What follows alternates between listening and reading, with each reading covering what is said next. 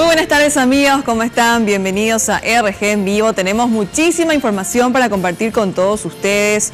Una mujer de 27 años fue detenida e imputada por prostituir a su pequeña hija de 6 años, apenas 6 años. Inclusive la filmaba cuando varios hombres abusaban sexualmente de ella. Realmente terrible el caso que ocurrió en Ciudad del Este. Por fortuna ya al hermanito lo pudieron rescatar. La madre de la niña fue imputada por el hecho de abuso sexual en niños, pornografía infantil y violación del deber del cuidado y violación. El Ministerio Público solicitó la prisión preventiva.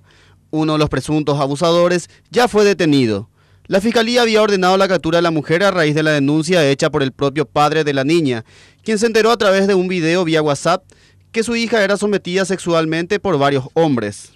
Estamos en investigación y corroborando algunos datos que fueron acercados por el denunciante y sobre todo las informaciones, teléfonos celulares incautados en el allanamiento.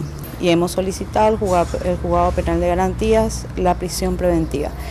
Con relación al imputado, Paulo Armoa, también hemos formulado imputación por abuso sexual en niños y pornografía infantil. Hemos solicitado en relación a él la prisión preventiva. Los exámenes médicos forenses determinaron que la niña hace tiempo tiene el himen desgarrado, producto de varias violaciones.